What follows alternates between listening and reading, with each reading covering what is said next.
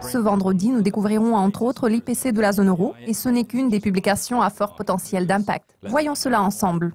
L'Allemagne fera connaître ses ventes au détail pour août à 6 heures du matin. Les ventes se sont accélérées plus que prévu au cours des 3 derniers mois.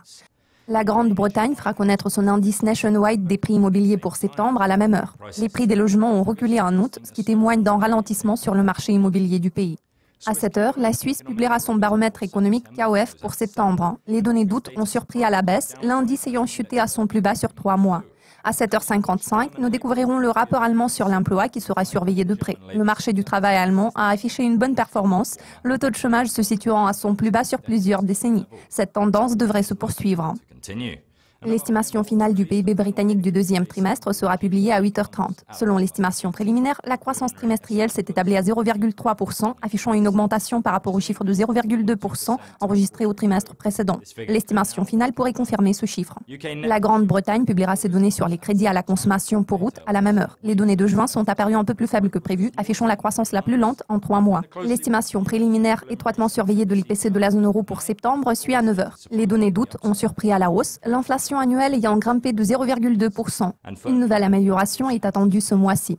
À 12h30 GMT, les États-Unis feront connaître leurs données sur les revenus et les dépenses personnelles pour août. Les revenus ont renoué avec la croissance en juillet et les dépenses ont continué de croître.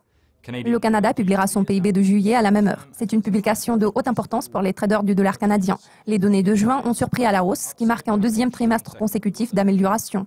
À 14h, nous découvrirons l'estimation finale de la confiance des consommateurs de l'Université du Michigan pour septembre. Selon l'estimation préliminaire, l'indice a perdu 1,5 points et ce chiffre pourrait être confirmé.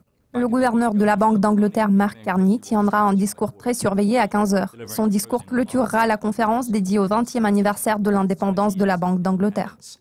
Enfin, à 1h du matin, la Chine publiera son PMI pour septembre. L'indice manufacturier a rebondi en août, tandis que le PMI des services a été en déclin au cours des 2 derniers mois.